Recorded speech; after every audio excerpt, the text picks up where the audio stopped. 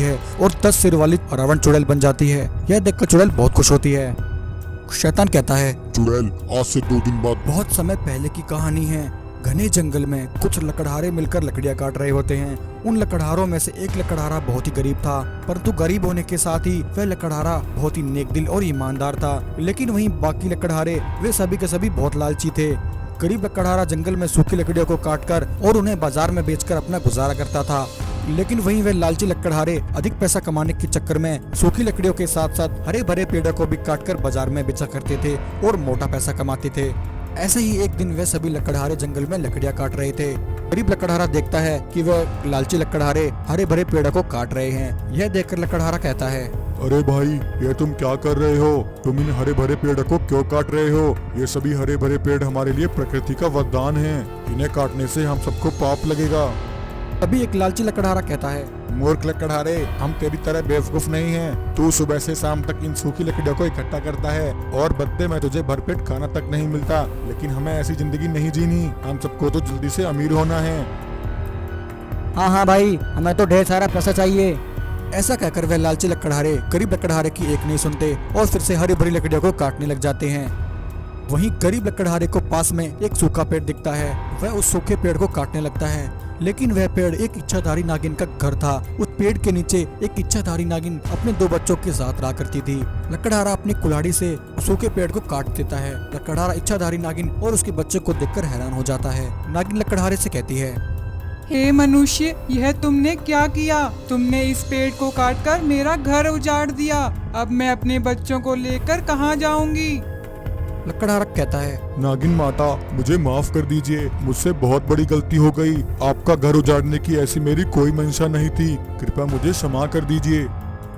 वहीं एक लालची चुड़ैल यह सब देख रही थी। चुड़ैल कहती है, अरे, यह तो इच्छाधारी नागिन है। मुझे तो इसी नागिन की तलाश थी। मुझे इस नागिन को ढूंढने में ज्यादा मेहनत नहीं करनी पड़ी। इन लालची मनुष्यों ने मेरा काम आसान कर दिया।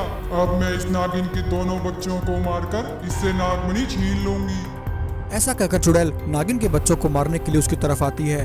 नागिन चुड़ैल को अपनी तरफ आता देख चौकन्ना हो जाती है। नागिन अपनी शक्ति से चुड़ैल पर हमला करती है और चुड़ैल को मारकर वहाँ से भगा देती है। चुड़ैल कहती है, मैं इस नागिन और उसके बच्चों को ऐसे नहीं मार पाऊंगी। मुझे कोई और उपाय करना होगा। लकड़हारा नागिन से कहता है, नागिन माता, अब आप मेरे घर चलिए। यह जंगल आपके बच्चों के लिए बिल्कुल सुरक्षित नहीं है। लकड़हारे की बात सुनकर नागिन अपने बच्चों की तरफ देखती है और लकड़हारे की बात सुन लेती है। नागिन अपने बच्चों को लेकर लकड़हारे के घर आ जाती है। लकड़हारा बहुत ही नेक दिल था।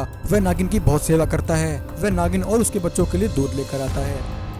नागिन के दोनों बच्चे दूध पीकर बहुत खुश हो जाते हैं। नागिन अपने बच्चों के साथ लकड़हारे के घर में रहने लगती है। वहीं दूसरी तरफ चुड़ैल अपनी गुफा में आ जाती है। वहां आकर चुड़ैल हवन करने लगती है। तभी हवन कुंड से एक शैतान प्रकट होता है और कहता है, चुड़ैल, मैं तुम्हारी तपस्या से बहुत प्रसन्न हूँ। बोलो तुम्हें क्या चाहिए? शैतान, मुझे नागिन के दोनों बच्चों को मारकर उसकी नागमणि छीननी है। परंतु वह नागिन बहुत शक्तिशाली है।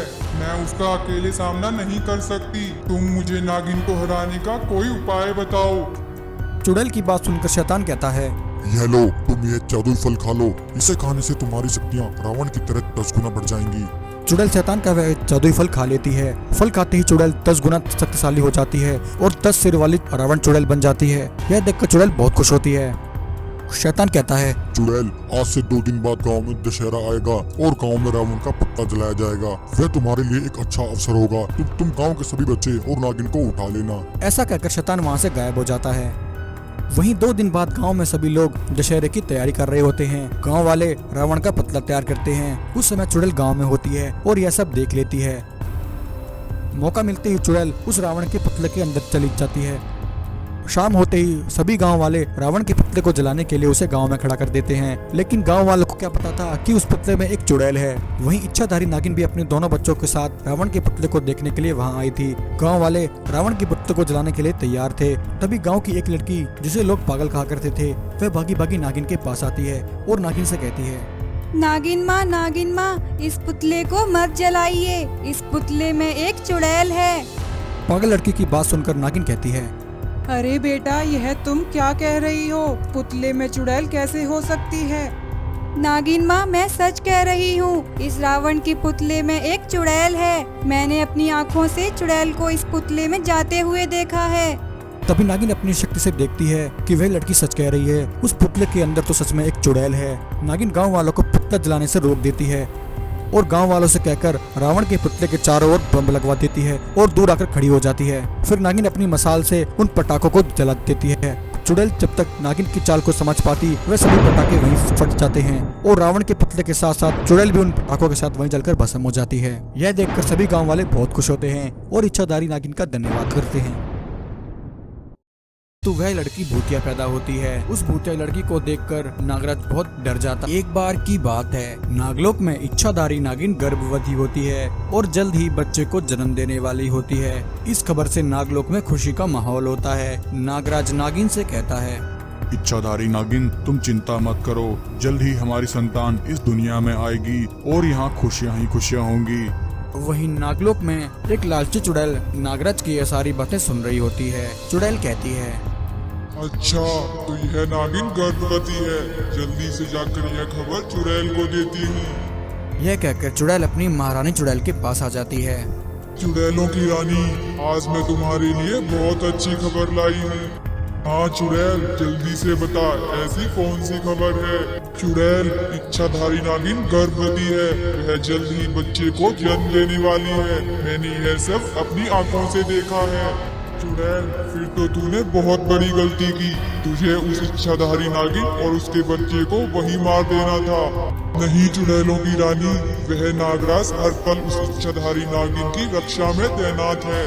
अगर मैं वहाँ इच्छाधारी नागिन को मारने की कोशिश करती तो वह नागराज मुझे जिंदा नहीं छोड़ता। अच्छा, ऐसी बात है, फिर तो मुझे ही कुछ करना होगा। यह कहकर चुड़ैल उसी समय नागलोक आ जाती है और वहां आकर वह चुड़ैल साधु बाबा का रूप ले लेती है और अपने हाथ में एक भूतिया फल प्रकट करती है और उस फल को लेकर इच्छाधारी नागिन के पास आ जाती है। नागराज साधु बाबा को अचानक वहां देखकर कहता है, प्रणाम साधु बाबा, आप यहाँ नागलोक में अचानक से, बताइए कैसे आना हुआ? नागराज, मैं धरती लोक से अपनी दिव्य दृष्टि से सब देख रहा था कि इच्छाधारी नागिन बहुत पीड़ा में है। उनकी पीड़ा को कम करने के लिए मैं यह दिव्य फल उनके लिए लेकर आया हूँ। तुम यह फल इच्छाधारी नागिन को खिलाओ, इससे इनकी पीड़ा कम हो जाएगी। तब नागराज साधु बाबा से वह फल ले लेता है और इच्छाधारी नागिन को खिला देता है। भूतिया फल देकर साधु बाबा, जो कि चुड़ैल थी, वहाँ से चली जाती है। फिर ऐसे ही कई दिन बीत जाते हैं और एक दिन इच्छाधारी नागिन एक लड़की को जन्म देती है, परंतु वह लड़की भूतिया पैदा होती है। उस भूतिया लड़की को देखकर नागराज बहुत डर जाता है और कहता है, हे ईश्वर, ऐसा कैसे हो सकता है? मेरे घर में एक भूतिया बच्ची कैसे पैदा हो सकती है? अगर नागिन ने इस बच्ची को देख लिया तो वह बहुत दुखी होगी।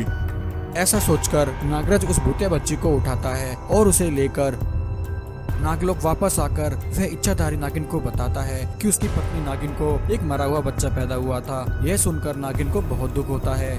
दूसरे जंगल में लाकर छोड़ देता है और वहां से चला जाता है। उधर वह चुड़ैल उस भूतिया बच्ची के पास आती है। वह उसे उठा लेती है और उसे लेकर अपनी गुफा में आ जाती है। अब यह मेरी बच्ची है और आज से मैं इसकी माँ हूँ। इस बच्ची को अब मैं पालूंगी। फिर उस दिन से चुड़ैल उस बच्ची का पालन पोषण करती है। ऐसे ही कई दिन बीत जाते हैं और वह भूतिया लड़की बड़ी हो जाती है। फिर एक दिन चुड़ैल अपनी भूतिया बेटी को लेकर नागलोक पर हमला कर देती है। चुड़ैल नागिन और नागराज दोनों को बंदी बना लेती है।